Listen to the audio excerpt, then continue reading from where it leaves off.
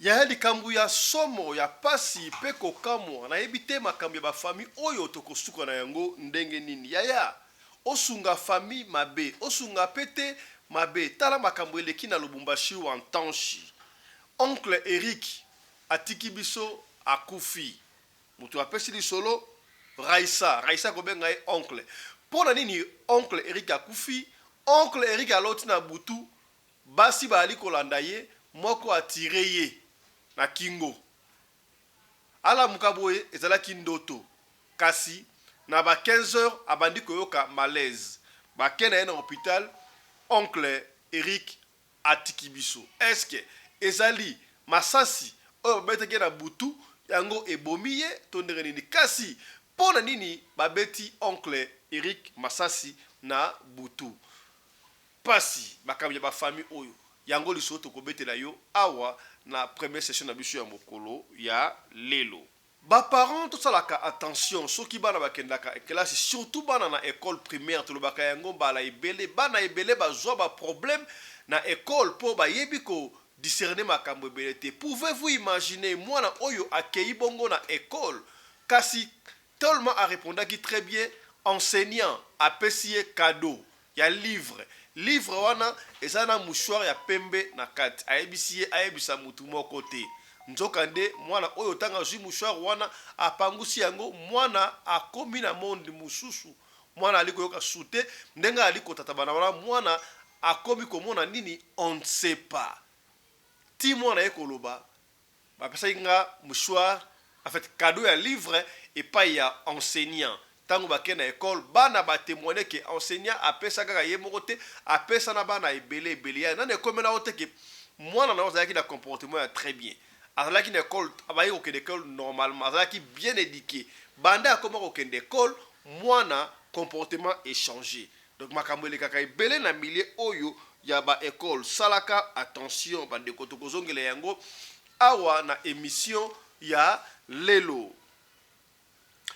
Yana liko bela tongo midi pourquoi pire azalaka te pire akoma bongo pirate salaka attention na nzela ya musala na nzela ya kelasi quel que soit partout aux ali na Goma muninga de service apesi babandi mbongo bakende koboma muninga na ya olikambu ya somo boy donc ndenga uzaka na service wana batu bayina na kabango na bango ofuta baninga mbongo bakende koboma collègue na yo epesi pasi ya kosakana te mburamatari akoyi na bango toko sole yango awa na émission ya lelo.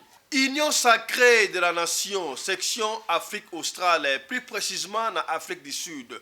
Après nomination na bango esalamaki na secrétaire permanent yemoko ayaki awa kasi ba salaki reception moko ya kafu epai wapi ntaba ezalaki ne ntaba baliaki bantaba à l'air fin kosakana te fête oyo ezalaki organisé par le secrétaire permanent ya Union sacrée Afrique australe mwana mboka Thomas Kamwende oyo a invitaki ba union surtout bayaki baliaki bamelaki ezalaki aussi na cadre ya qualification la phase na poule pona Léopard ya République démocratique du Congo ndebe komona wana esalamaki na impact na idéologie tokolakisa yango awa na émission ya lelo. La fête commence. Balobi a protocole azade. Yandengo lingi. Oh, ya zwaki muke ngana zwaki yandengo lingi misuni yango wana. Era tabami satu. Dolia nengo linge na teko ya sali koteri ya cheka batapati na batapeti.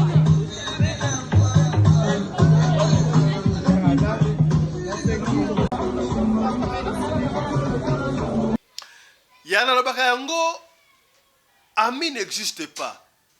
Il y a que le monde intérêt autour de la oyo. Pouvez-vous imaginer tokei awa na Goma na République démocratique du Congo collègue de service a qui kofuta ba bandi mbongo ba ja ba éliminer collègue de service na intention nini eya tango kendaka musala yo mesala ki mutema malamu salaka attention. Nous vivons dans un monde où il y a plusieurs mondes mokili ya kala ezalaka lokwa mokili ya sikote okomona muta ola ksa minu azawa na pembeni na yo azokoloba bien po na yo menzoka so pesi mkongo azoloba makambu ya mabe ndeko oyo apesi babandi mbongo badia collègue de service na intérêt nini. Heureusement Mburamatari akoyi na bango. Madame Angela Bangisa, elle est la mère du criminel Bousquet qui est arrêté en prison centrale Mouzinzi. Et ce Bousquet-là a tué le fils de Madame Angela qui a été assassinée.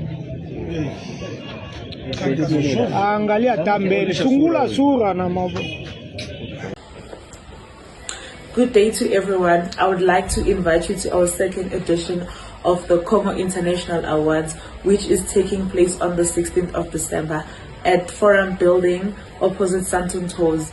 I'd like to see many of you guys there. My name is Zoe. I will be there. See you there. Be there. Hope you talk. Bye.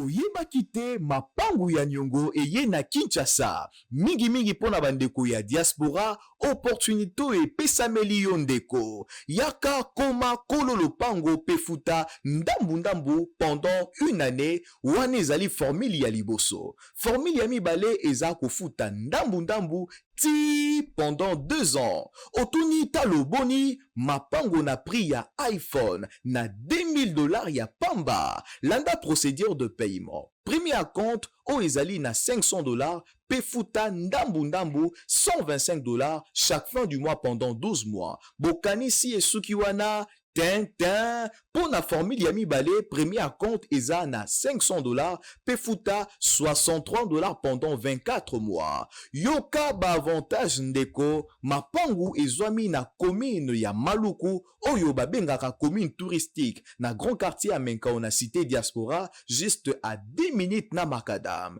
Une fois que futi premier compte na yo, oza na droit ya ko occuper terrain na yo.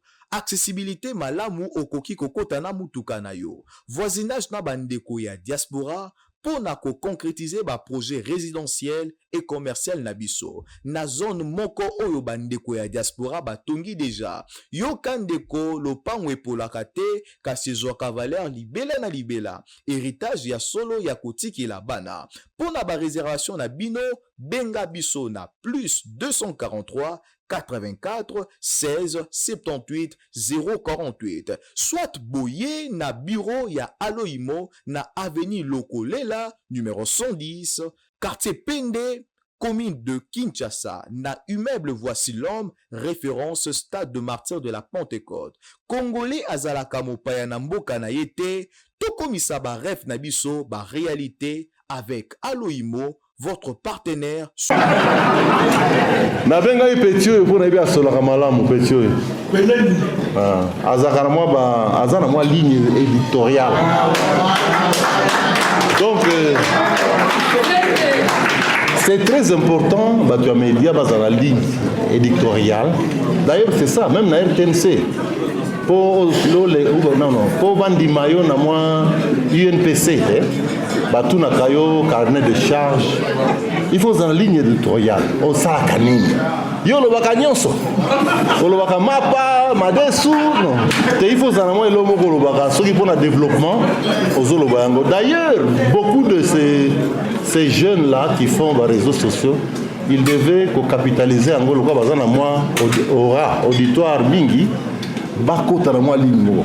Quelqu'un peut parler à biloko ba congolais ba sala awa yo lo ba kaka biloko malangu ya congolais olio lo ba kama mabe otia en na kati na biso eza malamu te ba mama ba mso sala ka ba produit na bango o ba so linga ba faire connaître yo lo binga réseaux sociaux na ngana betaka mère moko na Yoville ya sala kaka ba produit à beauté oza ko promouvoir yango. Bonjour à tous, bien le bonjour. Kim Cosmétique vous présente sa nouvelle marque de soins corporels qui est constituée d'une thym banane, thym caramel et thym métis. Bonsoir ma papa, ma maman.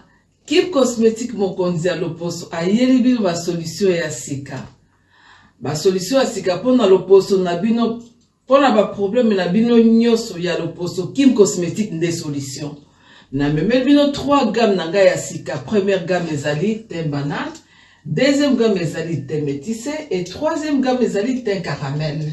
Et ngana meme bino susu ba coffret yango oyo pona ba fête. Ba papa bokoko offrir ba mama ba coffret, ba mama pe bokoko offrir pe ba papa ba coffret. Mama Kim Cosmétique, donc à même les sous ba produit yasika pour na chaque partie ya nzoto et un traitement na yango ba gommage ya nzoto yango yo jam sous ba gommage ya nzoto yango ya bato baza nzoto makasi poyo teleza kama pasi moi makolo place à mwindu makasi ou moi maboko ba coude wana nyoso yango gommage. Et puis, ba coffret ezalia wa lisusu ya ba tampon, na bato ba betami ba tampon me ya sika. Et puis, naza ba gel douche mususu yango ya thé caramel, et puis naza ba gel ya thé métissé, ya thé banane. Naza lisusu na savon ya sika, oyo longola ba mami, oyo longola ba poche, oyo longola ba tampon, oyo longola pe banduta yango à la base de tomates. Naza lisusu na ba huile rajeunissante pour le corps. Donc ils ont tout sur tête à l'obité. Ngana za besoin ko la mafuta te, ngana za besoin de la makasité. Donc arrosame on a besoin il y a huile à la base de tomates, les adiawa.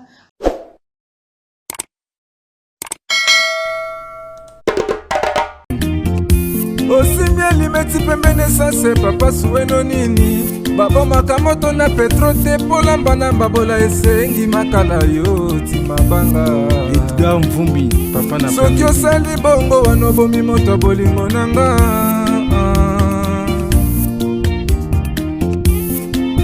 mobali mbinga na mwina ngolo aboya hydroquinone soki ezotambola basheri bazokoya mayanga na retrouve douce tendresse affection epana yo nasalelo nini pondi makena kupendaka sana shita kwacha pelende mbote na bino bandeko balandi ya radio lokole télévision bisika nyonso tu bozwami merci na confiance pe fidélité bozali kopesa programme oyo radio lokole masolo epai wapi tokutanaka chaque fois mpona kosolola makambu oyo ezali koleka na communauté na biso africaine mingi ya biso batu oyo tolobaka lingala ngai kombo na ngai Fiston Pelende tata ya Sedek ya tobondeli yo soki mbala liboso otala biso yeba bongo na kosabone soki osabone kobosana te kofina cloche ya notification pona orataka programme na biso ata soki mu kete kende pe lisusu na deuxième chaîne na biso kaka na YouTube obeti Afrique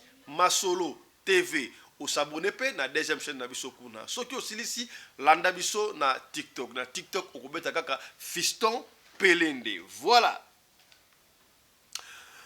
Avant de commencer cette émission, mesdames, messieurs, laissez-nous souhaiter un très joyeux anniversaire na Mama Blandine. Mama Blandine, Oazali Bongo na Calgary, na niveau ya Canada. Mama Blandine, c'est ton jour d'anniversaire, le 1er décembre. Maman Nabiso Blandine, abotama un certain 1er décembre. Na quelque part abakisi mbula moko likolo ya mbula mususu donc Mama Blandine na Calgary niveau ya Canada. Au nom de toute l'équipe de la radio Lokole Télévision, nous vous souhaitons un très joyeux anniversaire à toi Mama Blandine. Mama Blandine, tu sais quoi? Un peu de vin pour la santé. Mama Blandine, allez, suivez ceci.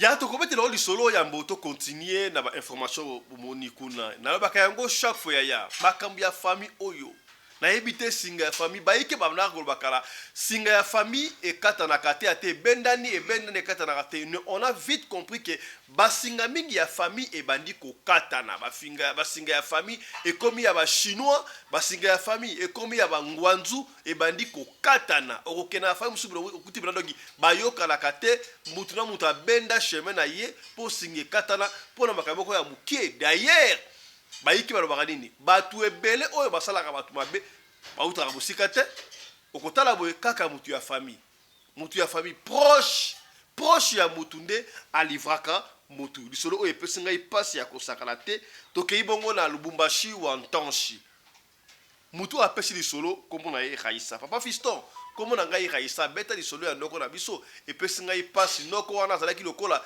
likundi ya famille ye mutu bande kosunga famille noko Minerval apesaka Minerval papa fiston akomi na GD na université à Lubumbashi na ebité na la kofutela nga su Minerval pour la sakela c'est parce que papa ça m'a moité mais noko abanda ko sunga biso noko wala sunga ka tous les mutu na mama Raissa qu'est-ce qui ne va pas ay papa fiston ndena na noko na biso asunga ka batu na famille ya kosakana te alors tante na biso moko kotanga kombo ya tante tante papa fiston pe ko luka problème na famille tanga ka kombo na ngai Raissa kombo ya oncle na biso wana kombo na ye on to benga ngai oncle Eric bande ko bana Lubumbashi na quartier golf bakoyeba lisolo oyo jour moko boye tante na biso wana mwana na yazalaki malade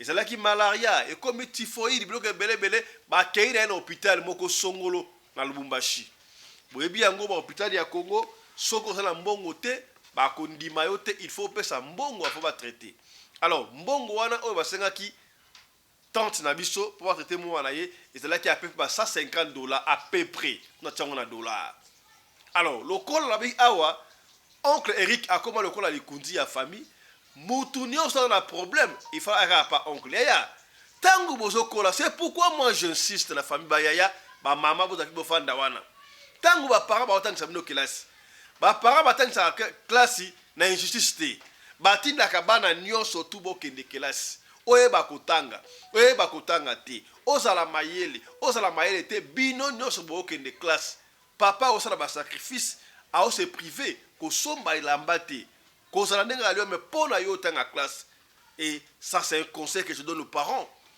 papa maman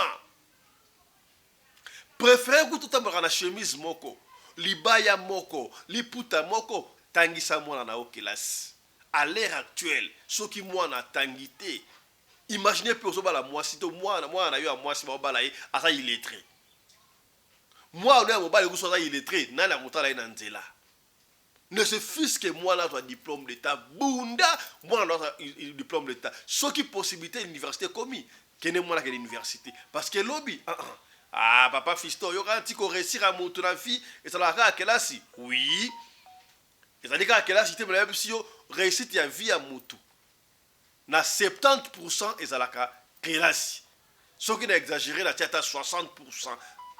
Ça c'est vous dit vrai ba ike ba restaurant vina bango ba keda kelasi te et ça ba saka rabino ki ba destin à vie ils ont été destinés aux andengona mais pour na yo bunda yaya tangisa mwana kelasi est-ce que vous comprenez le kola noko Eric atanga kelasi noko Eric na bande ko na yeba kuma ko yaka mbongo pa na ye alors tantine o tanga ki akei pa noko Eric banki na bangote o noko ndenge di awa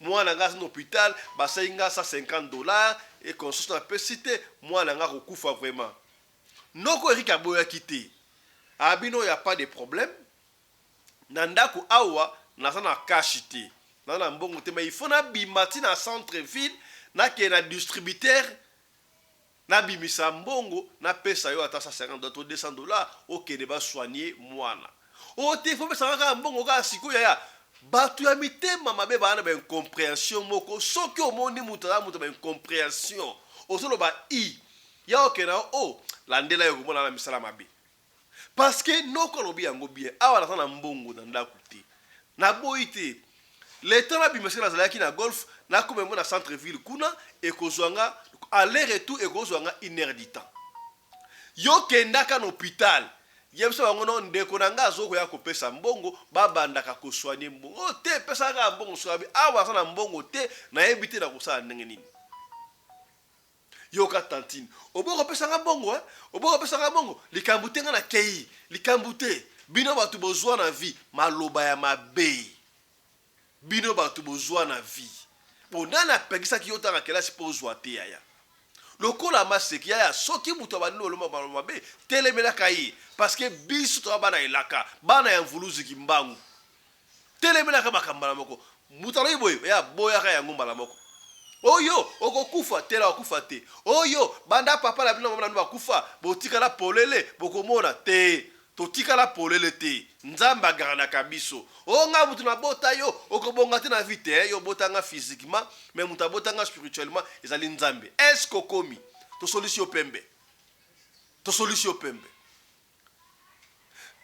papa biso tanti na biso na bima kenda effectivement oncle Eric pa kendaki azui mbongo $150 ezali kuta 200 azoko benga ye azoko benga tantino wana boza na hôpital nini ngana ya boza na hôpital nini ya kotika mbongo nzoka nde na nzela tangu tantina bandaye kozonga déjà de l'eau tangu bandaye kozonga déjà ba bengi que ton enfant n'a pas pu survivre il a rendu l'âme mwana akei epesi susu tantino wana kanda azui liwa ya mwana na ye atie na likolo ya mutu ya oncle Eric na ndenge nini donc bino so mone mutu asa bien na famille arulaka carrosse ana mwanda ku ya bien ana ndaku ya ngolo mwasi ya ngolo so ya ngolo la siki asaka na mbongo qui veut dire que mutu asaka na katuku bianza asanga mbongo te il peut aussi manquer ba besoin ekeseni exacte que so ko senga mutu mbongo to il faut pesa yo kaka il peut aussi en manquer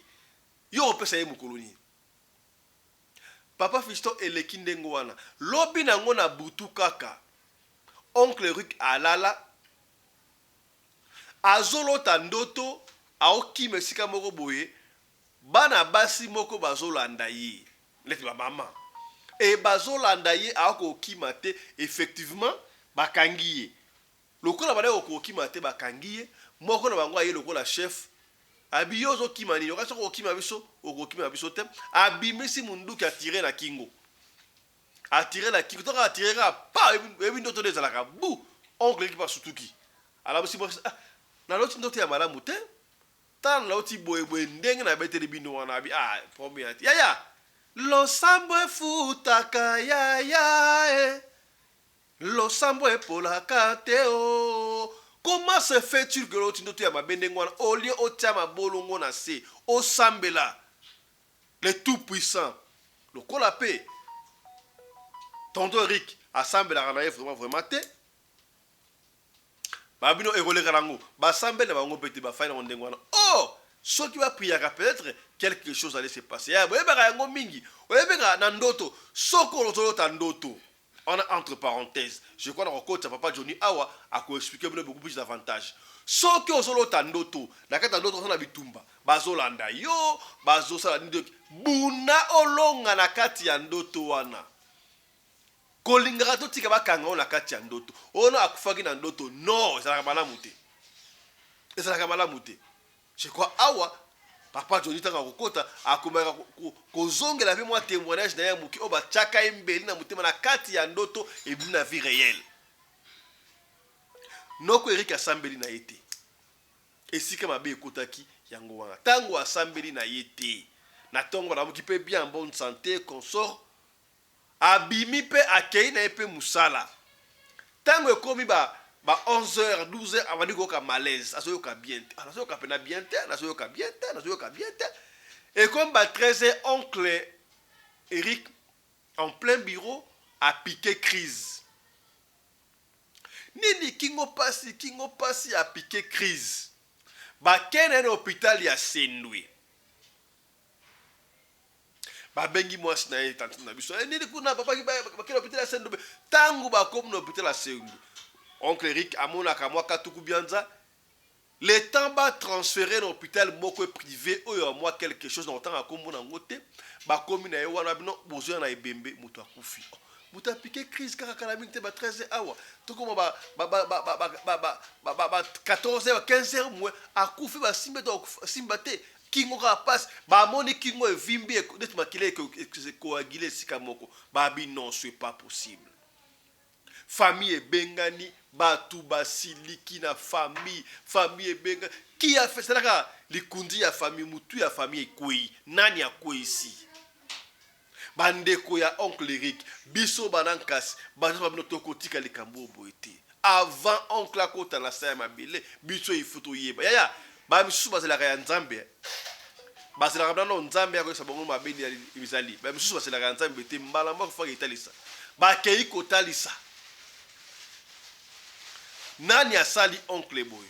Et c'est là qu'on leur dira, ezali tantine qui ngana otanga comme on a été nde asala kindengo wana à partir ya ndenga senga ki mbongo wana aboyi tanga saki oboko pesa mbongo bine batu boko boya okomona oh aboya kité a exprès que non le temps que ndaka fils 1 heure du temps que dans l'hôpital ya Kolanda mais akangi yango donc liwa ya mwana ye ati yango na moto ya oncle Rick. D'ailleurs ndenge boyokili solo moi je comprends ata zaki na mbongo na ndako eka pesa ki alingai kaka kuma na hôpital te alingai kaka akufa pe alingaki pe kaka akufa debi bembi ya mwana ya tante na bango wana na ya oncle Eric tala makambo ezaka na moke famille eboya kokotize pour na bakunda mwana ya tante wana bakunda oncle Eric mwana ya tante wana awume na morgue tibana ya quartier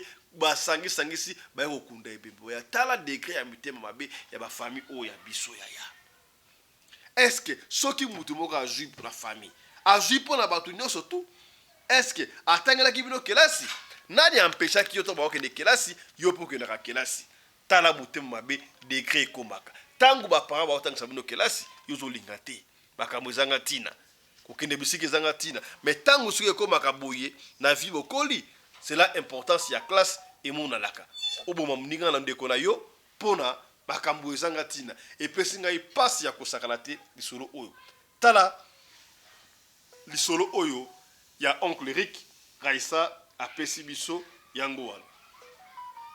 Alors ndenge na bakinde bandeli na koyamba pona bino papa Johnny Mabiala honorable a expliqué biso lecture na ye parce que yenza ba pesa ye grâce ya komona makambo ebele aleka pene makambo oyo ya masasi ya butu oyo zikoa ko expliquer yango aboko kai papa Johnny mbote na yo siko zali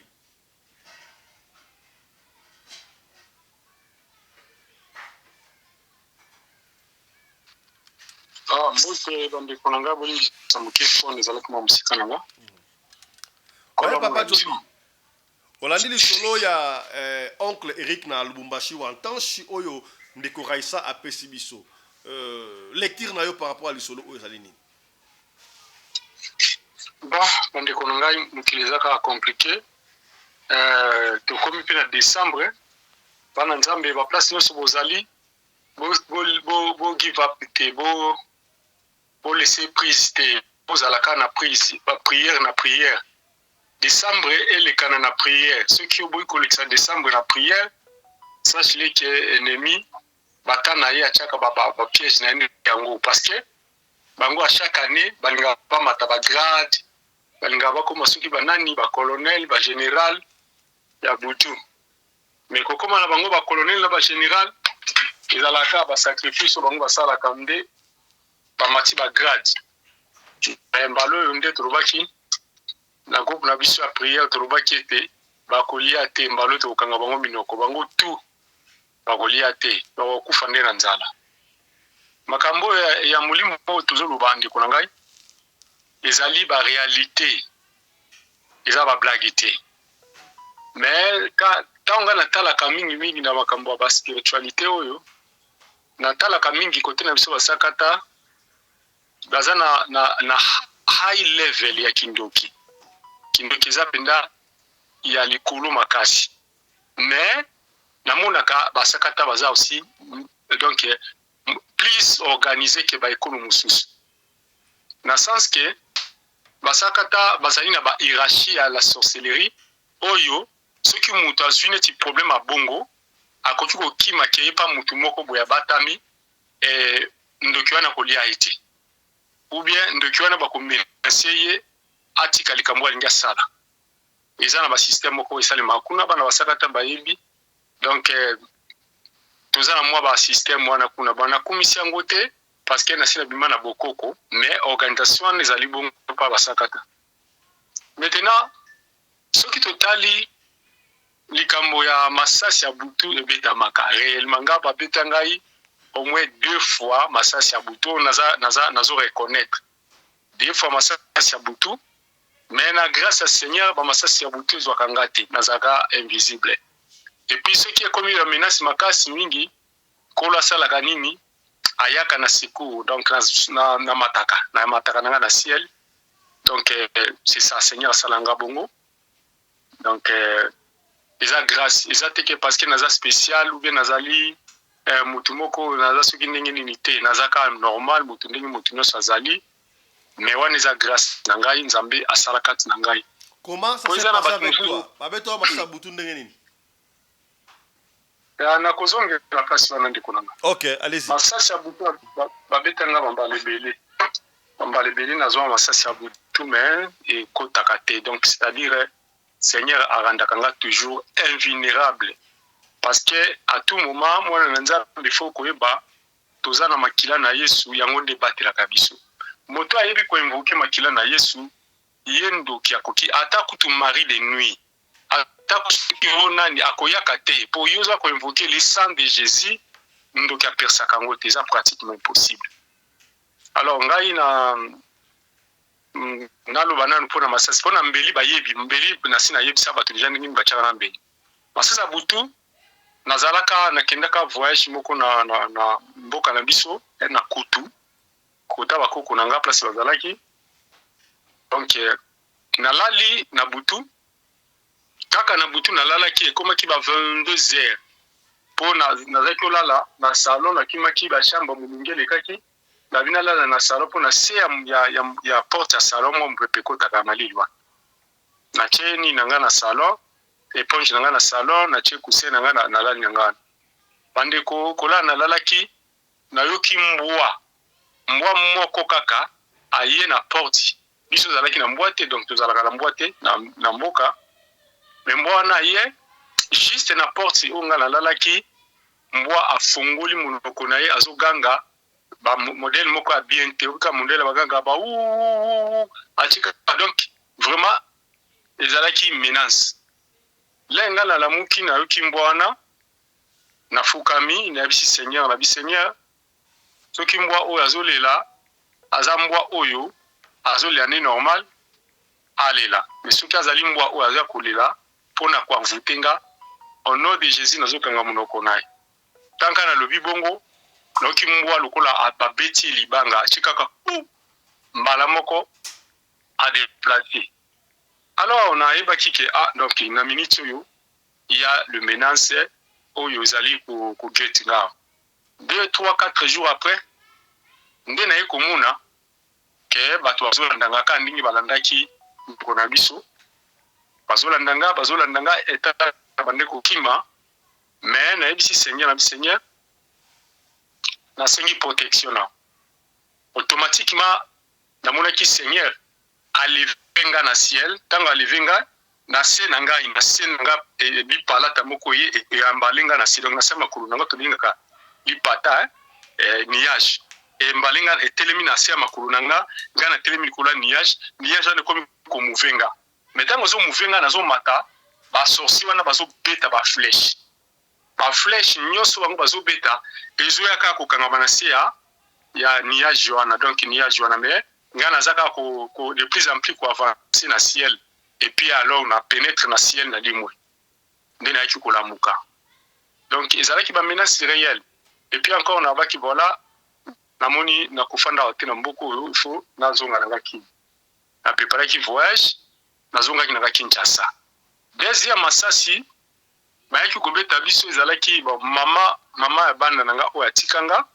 ye azalaki déjà menacé mais comme nga nazanga ki bososoli nazanga ki otobengi discernement quand on a préparé voyage na Afrique du Sud nazalaki déjà comment on a déjà ba menace sola ki te parce que nga na baneko raisonner que le quoi la qui c'est déjà prière le sambo et à cause là aussi protégé mais nzoka le sambo oyo yangai na ye ba kondimezala qui est un peu différent par rapport ya foi ya mutu mais to banda ko sambela nayi ensemble c'est que na mona kinini c'est comme tozala kingane na ferme maintenant nazo tinda yake ne kusomba mungwa ou bien savon quelque part parce que na mboka na mungwa savon ezala quitter a déplacer akei wana na kati ya vision akei kosomba mungwa mais aumeli tanga aumeli ngala bi mais to komi le komi avancer bo azo ya tendinge ni na landai le na landi na kutani na nzela azozonga abi mais comment aumeli bo abi nga Afre Johnny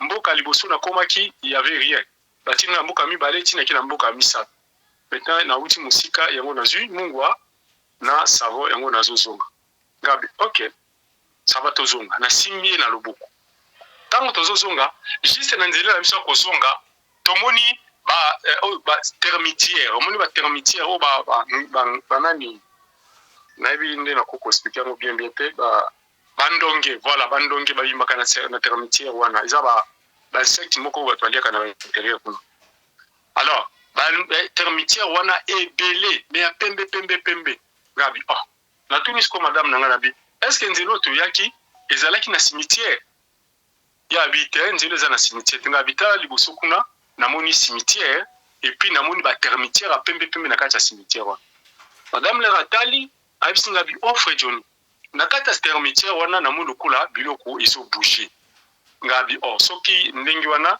tozonga na biso kote to wuti tozo atanzela mususu poto na village nzoka ezalaki ba sorcier bakana kibiso donc ezalaki kebaya babuma mwasi na parce que tango bango bandenosaki na munoko na bango nde na yaki comprendre ke bayaki bayelaki ngate bayelaki ni mwasi na nga alors nga na simbi mwasi na loboko na ebisi voilà na minute otozoki ma parce que otomoni wana eza déjà danger automatiquement na moni ba termitière ekomi kotelema ekomi nda bato et automatiquement na maboko ya bato wana na bambwa na maboko na ba flèche na bambeli makonga na bi Seigneur bomba ngai tango na bika bongo na moni lisusu li parla te oti na ciel ekiti ezwinga na madame biso na likolo na se biso mati likolo na yango enta bango bazoya mais tozalaki musika mingi te biso to ba distance mingi te siko nazoka maloba na bango babisinga yo frère Johnny yo zo batelaka ye pona nini yo zo mukela biso ba problème zela to la kisa donc na yo poko zana na compte allez babandisi ko beta ba flèche ba flèche nyoso bandaki ko beta ezo kota na CA ya lipalata na donc ezaki akokangamana et le Seigneur nous a enlevé tina ciel de disparaître na lamuki kutu na yebisaka ye madame na ngana yebisaka ye vision na bi tala vision oyo nga nazwi mais to bondeli eleki nango mais sikoyo ezalaki nde piège oyo ngai natikalaki kososola te c'est parce que ngata nazozwa vision wana nazalaki juste na veille ya voyage nezalaki juste après nazoya ba Afrique du Sud awa ezalaka bon toyoki to bondeli na moni na bondeli esili bon voilà natiki madame ngana yi mais siko après 7 mois nde madame nanga tikala yokufa na Congo akokufa ne kutu to solo lina na pokwa na bengi na téléphone na bisinga na offre Johnny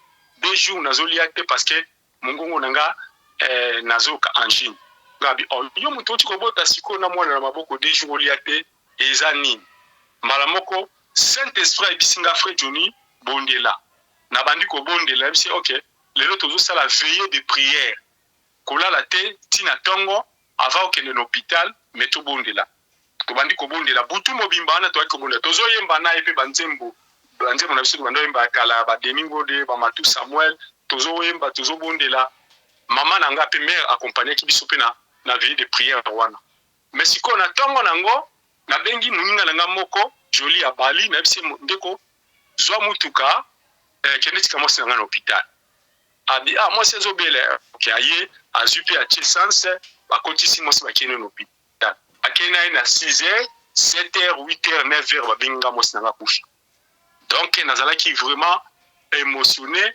na bino no Seigneur donc yondo permettre moi sina kufa parce que yo yeba kike mo sina kufa ndenge nino pesinga permission na longo Afrique na longo kin na Afrique du Sud et pourquoi aussi tu as permis ma femme à kufa dans la même ça qui nous a ngambo moko impossible alors tinkolo avec ça la grâce ya kula kisanga place à moi sinanga donc c'était que ça ba masasi ya butu existe ceux qui ba betio masasi ya butu ndeko nangai sopa makila na Yesu pour masasi na bango na ba betaka ezali molimo o ba tikati na yo eza masasi réalité eza nango molimo o bango ba beti e kotikati na lokola na munduki mais yo siko bimisa yango na makila na Yesu ozo sopaka makila na Yesu avec foi ozo sopa makila Yesu bimisa ka yango nde okomona bakozwa échec parce que le sang de Jésus is working is alive.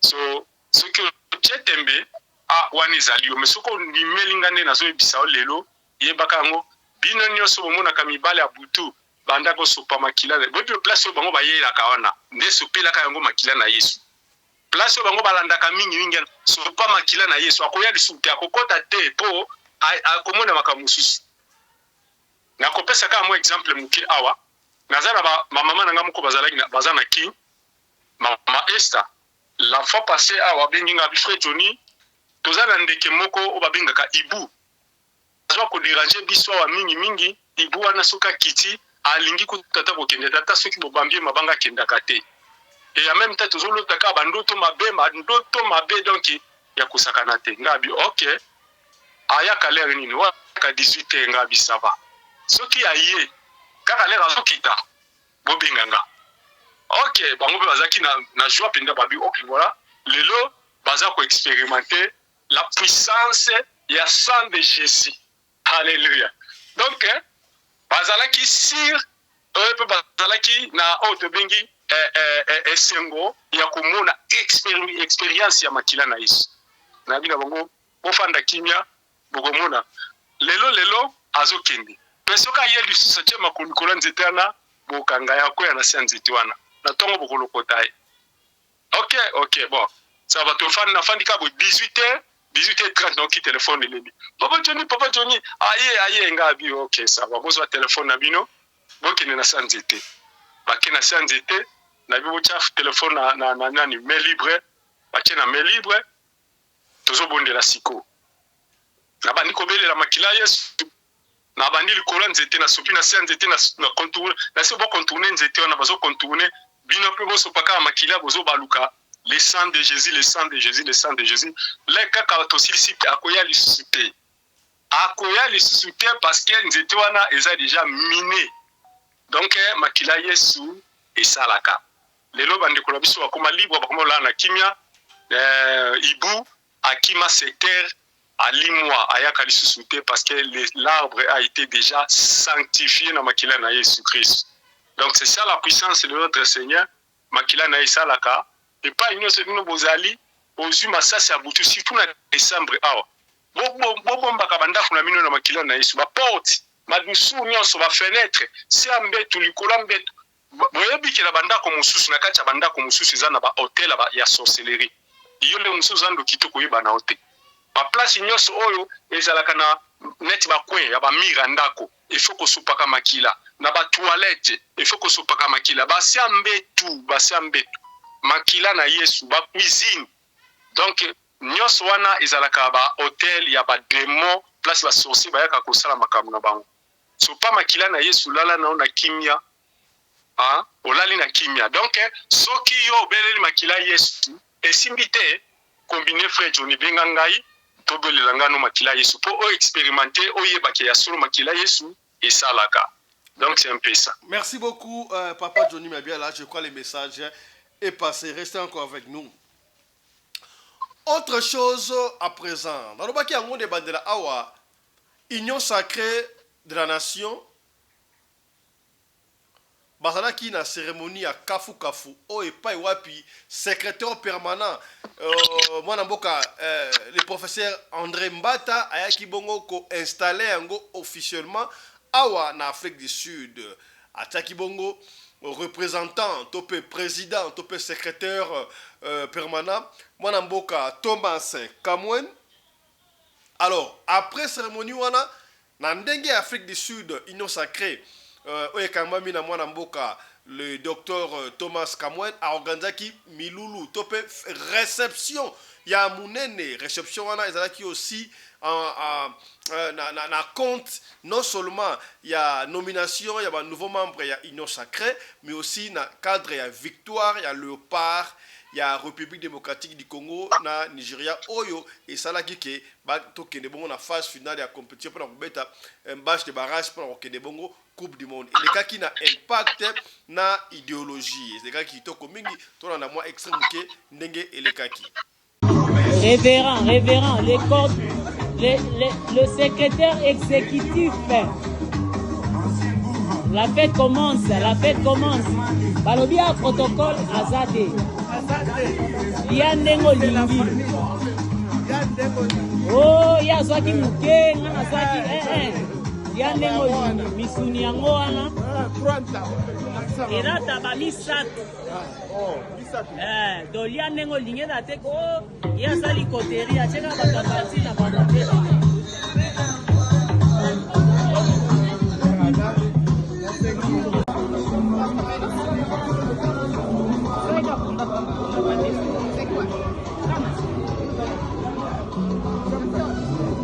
La charmante ici, Olian Taba. Olian Taba. Mais bon, Olian mais Congo c'est la guerre.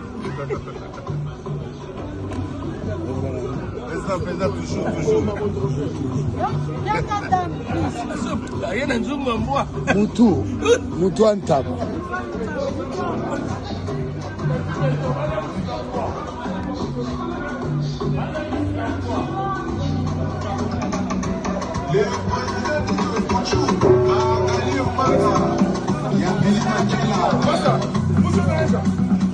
Kwacha funga manani.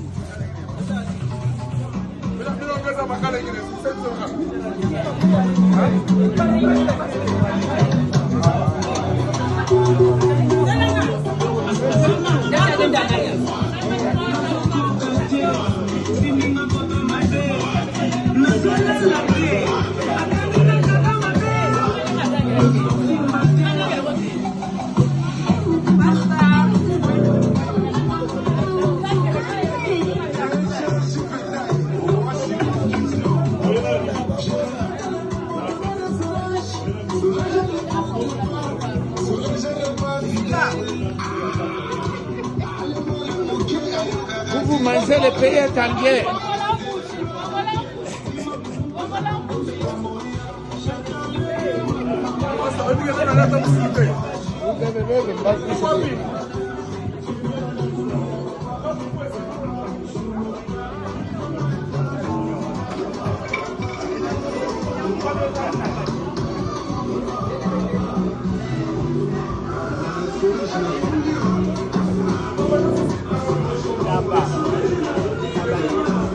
Tava kitoko.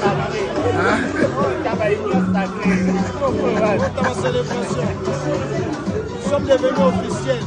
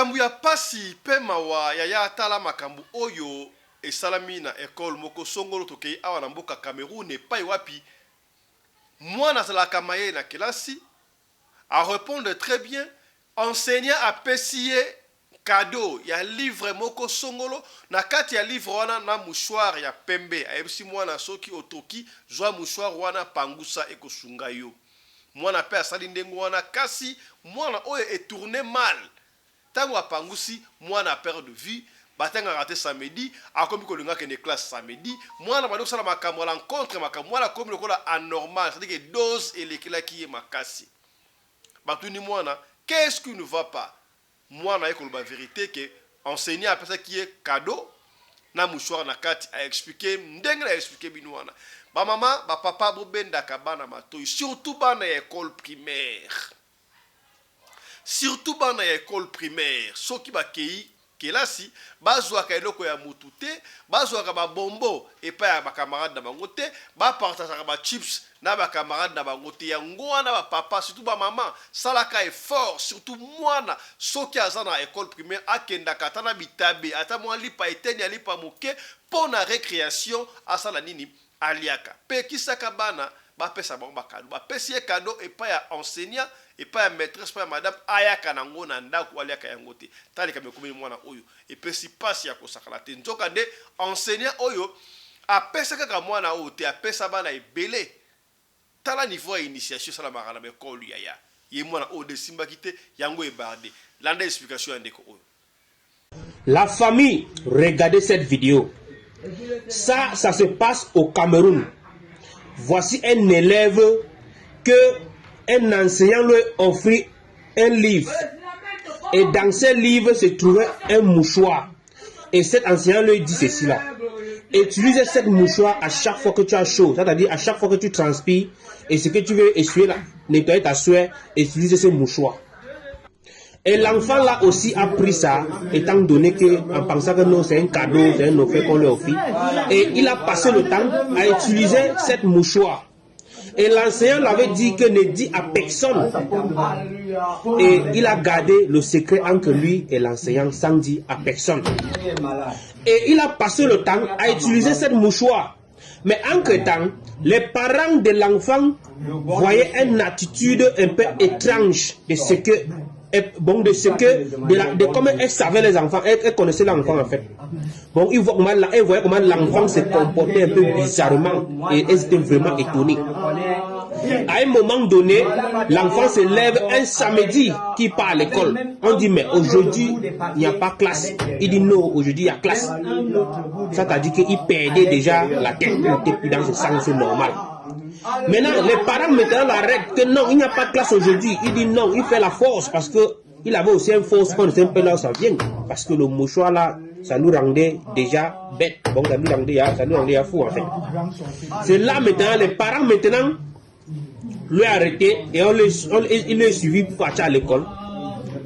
En allant à l'école, il n'y a pas de classe. On l'a attaché, on l'a arrêté, on l'a attaché, on l'a amené à la maison, on a vu que non, ça n'allait pas. Le lendemain maintenant, en voulant fouiller, bon, quand on a pris maintenant le cahier, en voulant fouiller ce livre, on a découvert un livre et puis on a vu le mouchoir là-dedans. C'est là maintenant, le père demande d'où vient ce mouchoir. L'enfant dit que ça a été offert à lui par son enseignant. Et l'enseignant avait dit qu'il ne fait pas quitter à personne. C'est là on prend ce livre avec le mouchoir, les parents se rendent à l'école, on demande. Le maître nie, l'enseignant nie qu'il n'a rien donné à l'enfant. C'est les élèves qui disent que cet enseignant a donné ça à plusieurs élèves, pas seulement à lui. Mais en temps l'enseignant nie, cela on appelle les policiers arrivent à la famille, comme je vous parle, l'affaire est dans la main des policiers. C'est que si la suite là, je vais vous amener ça, on est ensemble. Les policiers prennent en charge, même l'enfant ne laisse avec. Quand tu laisser l'enfant, on arrive au commissariat, même l'enfant ne laisse avec. Il gère. Et l'enfant va sortir comme ça, étant. C'est vos enfants d'abord. Moi, c'est un enfant qui non, c'est qu'on ne gère pas. On ne gère pas s'il n'y a pas au commissariat. On parle au commissariat, on va au commissariat avec lui. On va au commissariat avec lui. Il y a un cas avec lui à côté de lui.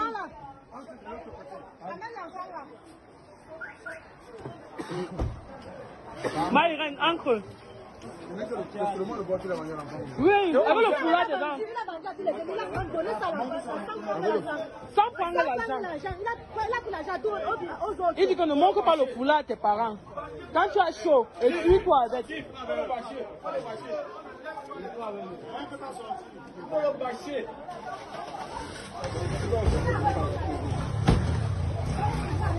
Non, je vais dire c'est vrai.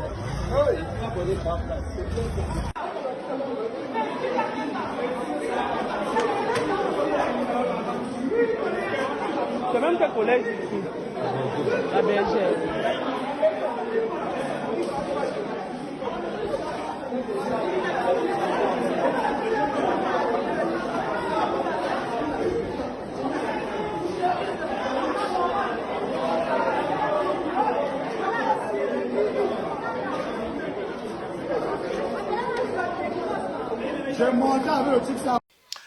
Yana lobaka yango, ami n'existe pas.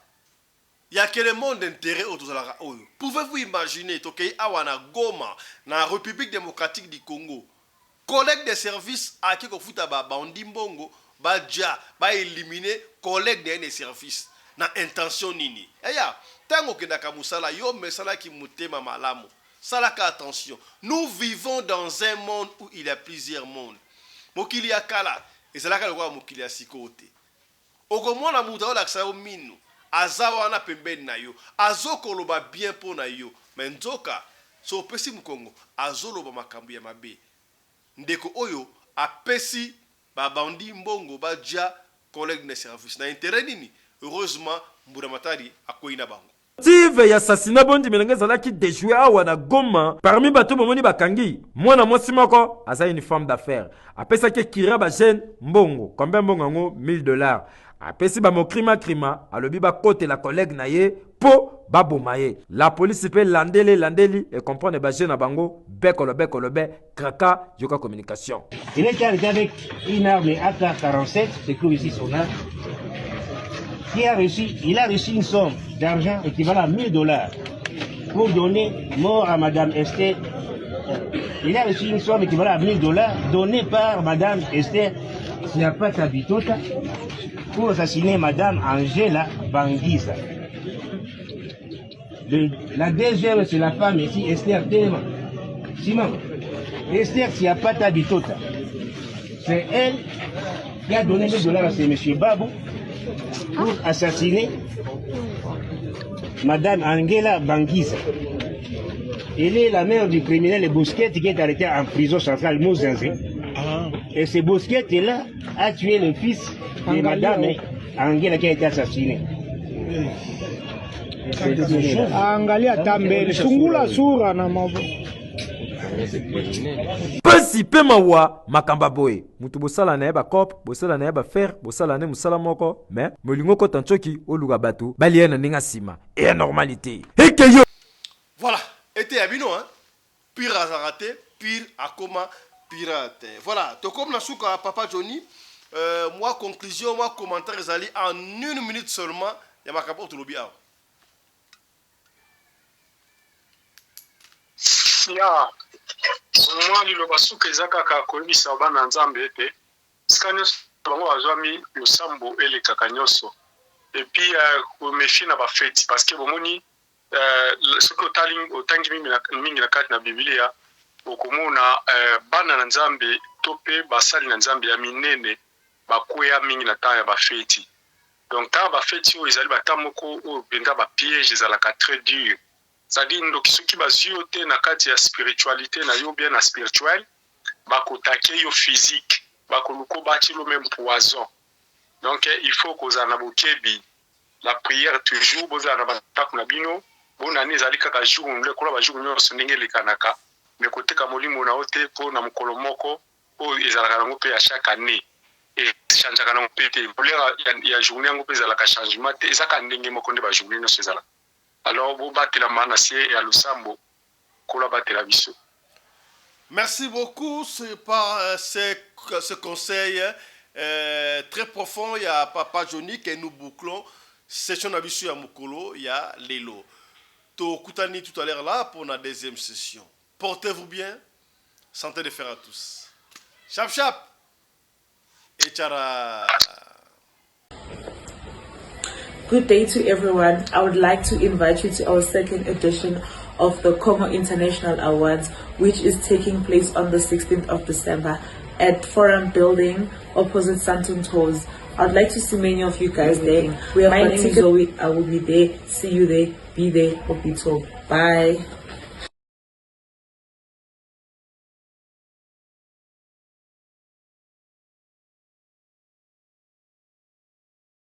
Dans l'ombre, des milliers de femmes et d'hommes souffrent en silence. Des cicatrices invisibles, des regards fuyants, des douleurs que personne ne comprend vraiment. Mais aujourd'hui, un espoir renaît. Le célèbre docteur Guylain Le Bourgeois, dermatologue esthéticien reconnu, de renommée internationale. Avec plus de 24 ans d'expérience, il a transformé des milliers de vies, redonné confiance, espoir et beauté à ceux qui pensaient ne jamais guérir. Nous vient tout droit de Johannesburg, Afrique du Sud. na Sudaf ndeka la bino na Sudaf kata Afrique du Sud moni mboka mundele donc Afrique du Sud kitoko auto va très bien donc désormais cabinet docteur Guilin Le Bourgeois na kata Afrique du Sud. Par les cris d'une communauté brisée, une population en détresse a redonné l'espoir à des milliers de personnes souffrant de taches noires, acné sévère, vergetures, eczéma, cancer de la peau. Ils ne se contentent pas de soigner, ils transforment des vies. Ils étaient désespérés. Aujourd'hui, ils témoignent d'un miracle. Bonjour, je m'appelle Sarah, j'ai 27 ans et je vis en Afrique du Sud. Avant, ma vie était un combat quotidien. Je souffrais de taches noires sur le visage. J'avais honte de ma peau, honte de sortir, honte même d'aller à des soirées avec mes amis. Un jour, une amie m'a parlé du docteur Guilin Le Bourgeois. Elle m'a dit « Il change des vies ». Au début, moi, j'étais sceptique. Mais au fond de moi, j'avais ce petit espoir. Alors j'ai décidé de tenter ma chance. Et ce fut la meilleure décision de ma vie. Grâce à son traitement et surtout au lait de beauté Déborah, ma peau s'est transformée. Merci au docteur Guilin Le Bourgeois. Ce n'est pas juste un médecin. C'est un sauveur de peau, un faiseur de miracles. Bonjour, je m'appelle Judith, j'ai 37 ans, je suis infirmière et je vis à Johannesburg, en Afrique du Sud. Je souffrais d'eczéma sévère. J'ai consulté, j'ai essayé des traitements, sans résultat. Jusqu'au jour où j'ai entendu parler du docteur Guilin Le Bourgeois. Je me suis dit, pourquoi pas? Peut-être que lui, il comprendra vraiment. Dès la première consultation, j'ai senti quelque chose de différent. Grâce à ses soins et à ses produits, aujourd'hui, je me sens belle. Produit à docteur Guilin Le Bourgeois et pas il y a le silencieux de Gabinda, Miguel Vemba. Docteur Guilin Le Bourgeois est là pour révéler la beauté naturelle qui est déjà en vous. Il sera présent le 28 mai 2025 à Brazzaville, le 5 juin 2025 à Pointe-Noire. Contactez-la dès maintenant. Appelez les numéros à l'écran. Star dans le domaine là, la docteur en cosmétique. Hein? Ne faut pas confondre. Taille, masola bassin, taille acoustique, c'est docteur Guilin Le Bourgeois. On a posé à relancer ma poitrine na yo, ko fongo la bassin na yo. Ya mado, ya malonga, oya bien wana, c'est docteur Guilin Le Bourgeois.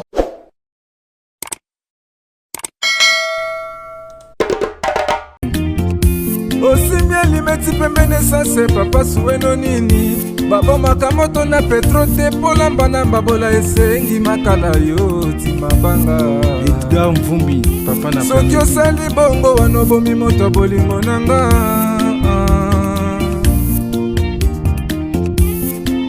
Mobali mbinga na mwina ngolo aboya hydroquinone. Soki ezotambola basheri bazokwea mayanga. Na retrouve douce tendresse affection epana yo. Nasalelo nini pondi make na kupendaka sana. Shita kwacha pelende wenjoro yangu. Dans mon cœur tu occuperas toujours